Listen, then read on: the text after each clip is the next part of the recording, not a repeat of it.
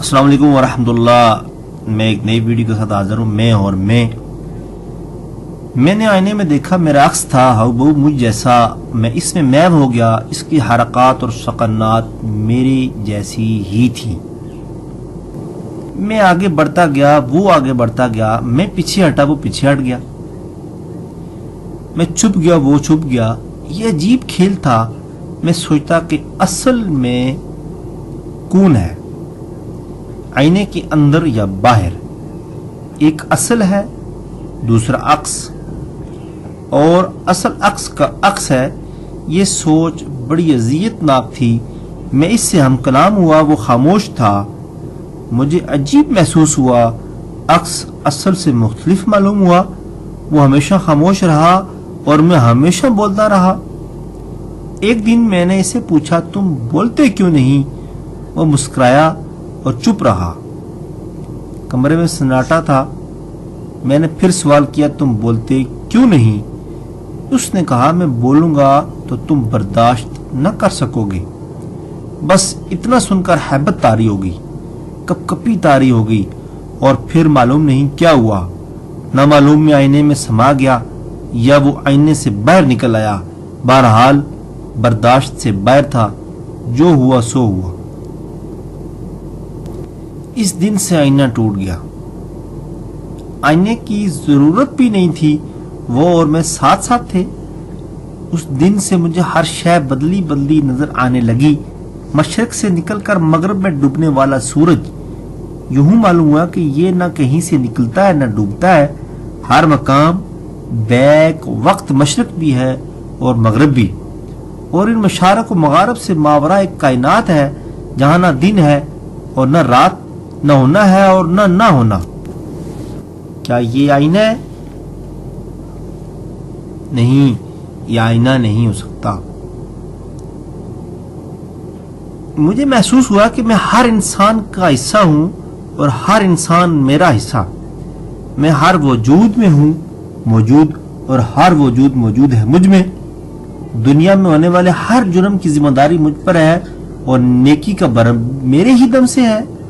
میری سوچ بھی عجیب ہو گئی. میں کبھی رات کو آفتاب دیکھتا اور کبھی دن کو تارے نظر آتے. خوابوں میں جاگتا اور بیداری میں خواب دیکھتا تھا.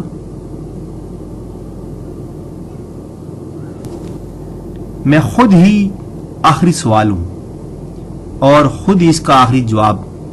میرے لیے ہر حاصل محرومی ہے اور ہر محرومی حاصل. اب میں جانتا ہوں کہ خوشی غم دینے کے لیے آتی ہے اور غم خوشی کا پیش خیمہ ہے. میں اس بڑھیا کے بارے میں سوچتا ہوں جس نے ساری عمر سود کاتا اور آخر کو اسے الجھا دیا. میں ان محنتوں پر روتا ہوں جو رائے گاں کر دی گئیں. میں اس عابد کے بارے میں بھی متفکر ہوں جس کی عبادت کے ذہن نے محرومیت آکی. میں جانتا ہوں کہ میں کچھ نہیں جانتا، لیکن مغرور عالم کی عاقبت پر مجھے افسوس ہے. میں ان کی حماقت پر حیران ہوں جن کے سر پر کتابوں کا گٹھا ہے اور جن کے دماغ اور دل خالی ہیں. میں سوچتا ہوں کہ میں مٹی کس طرح آئی، سمندر ساکن کیسے ہو گیا، آنکھ بنانے والا کتنا بصیر ہوگا اور کان بنانے والا کس طرح کی سماعت رکھتا ہوگا. میں تغیر میں ہوں کہ کسی درخت کا کوئی پتہ کسی پتے سے نہیں ملتا. ہاتھی کو پیدا فرمانے والا چمٹی کو کس طرح تخلیق کر سکتا ہے. میں اپنے دوسرے میں سے نجات چاہتا ہوں، لیکن اس کی گرفت مضبوط ہوتی جا رہی ہے. وہ مجھے عجیب داستانیں سناتا ہے. وہ کہتا ہے کہ یہ کائنات ایک راز ہے اور اس کا ایک اپنا گہرا انداز ہے، رنگ اور آواز ہے. عجیب کشمکش کا عالم ہے. کوئی بیٹھا ہے، کوئی کھڑا ہے اور کوئی چل رہا ہے، کوئی سو رہا ہے، کوئی جاگ رہا ہے. میں غور کرتا ہوں کہ اگر میں آزاد ہوں تو مجبور کون ہے؟ میرا آنا اور جانا میرے بس میں نہیں تو میرا ہونا کس کام کا ہے؟ میں سارے وقت کو توڑ سکتا ہوں، لیکن میرے گرد آرزو کے پیرے ہیں. میری خواہشات مجھے جکڑ رہی ہیں. میں اپنی ملکیت کی ملکیت بن چکا ہوں. میں جسے چھوڑ نہیں سکتا اسے میں نے حاصل کیوں کیا، اور میں جس سے حاصل نہیں کر سکتا اس کا خیال چھوڑتا کیوں نہیں ہوں. میں یہ بھی سوچتا ہوں کہ وہ لوگ کہاں ہیں کرامات کا دعویٰ کرنے والے. میرے گرد پیش کیا ہو چکا ہے، کیا ہو رہا ہے؟ مجھے اپنے بارے میں فکر کیوں نہیں؟ دروازے بند کر لینے سے طوفان تھم تو نہیں جاتے، حقائق کو دیکھ کر تو نظر انداز نہیں کیا جا سکتا۔ ہر شخص ایک دوسرے شخص سے مختلف کیوں ہے؟ میں یہ دعا نہیں کرتا کہ دشمن مر جائیں، میں کہتا ہوں کہ میرے دوست زندہ ہو جائیں، جذبے بیدار ہو جائیں، عزم پیدا ہو جائے، وحدت افکار کردار حاصل ہو جائے، اس قوم میں یقین کی دولت آ جائے۔ میرے اللہ ہمارے دوستوں، ہمارے وسوسوں سے، ہوا اندیشوں سے، ہمیں غلط دعووں سے بچا، تاریخ کی رسوائی سے بچا، ہمیں معافی کا راستہ دکھا دے۔ میرے مولا اس ملک کے نوجوان طالب علموں کو اس ملک کی صحیح خدمت کرنے کی توفیق عطا فرما۔ میں خواب دیکھنے کا قائل نہیں، میں جانتا ہوں کہ خواب دیکھنا یا خواب دیکھنے کے خواب دیکھنا در حقیقت کو نہ دیکھنے سکنے کے اضطراب کا نتیجہ ہے۔ خواب اس وقت تک حقیقت نظر آتا ہے جب تک ختم نہ ہو۔ خواب جھوٹا ہو تو عذاب ہے، مصیبت ہے۔ اگر خواب سچا ہو تو وہ تعبیر کا انتظار بے قرار رکھتا ہے۔ ایسا خواب بھی کیا دیکھنا جس کی تعبیر سمجھ میں نہ آئے۔ خواب کی اونچی اڑان زندگی کے تنگ ہونے والے داروں کو توڑ تو نہیں سکتی۔ بہرحال میں خواب کے بارے میں زیادہ نہیں جانتا۔ یہ زندگی ایک خواب گراں ہے، ہم سب نیند کے سمندر میں ڈوبے ہوئے ہیں۔ جب آنکھ بند ہوگی تو آنکھ کھلے گی۔ میں بہت کم خواب دیکھتا ہوں، مجھے سونے ہی نہیں دیتا۔ ہاں البتہ ایک دفعہ میں نے خواب میں دیکھا ایک قائد اعظم رحمت اللہ علیہ سے ملاقات کے لیے جا رہا ہوں۔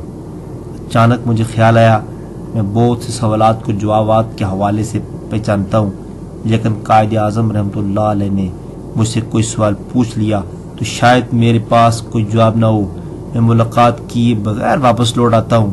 بڑا نادم ہوتا ہوں کہ میرا علم ناقص تو نہیں، مجھے عجیب تکلیف میں ہوں، اس کا شاید علاج ہی نہیں ہو سکتا۔ فکر کی وادیوں میں سرگرداں ہوں، مجھے اس عمل کی تلاش ہے جو مجھے فکر سے نجات دلائے، لیکن یہ سوچ کر کہ اب میرا فکر ہی میرا عمل ہے، میں خاموش ہو جاتا ہوں، اپنی تلاش ترک کر دیتا ہوں۔ مجھے مستقبل پر اعتماد ہے، مجھے اس کی رحمت پر یقین ہے، میرے عمل کی کوتاہی ہی مجھے اس کے فضل سے محروم نہیں کر سکتی۔ میں بھی سوچ رہا ہوں کہ مجھے اس ساتھی سے نجات حاصل کرنی چاہیے جس نے میری زندگی کو، میری سوچ کو پرگندہ کر دیا ہے۔ مجھے دوسروں سے مختلف خیال کا حق ہے۔ لوگ جو کچھ کر رہے ہیں ٹھیک ہی ہوگا، خدا کرے ایسا ہی ہو۔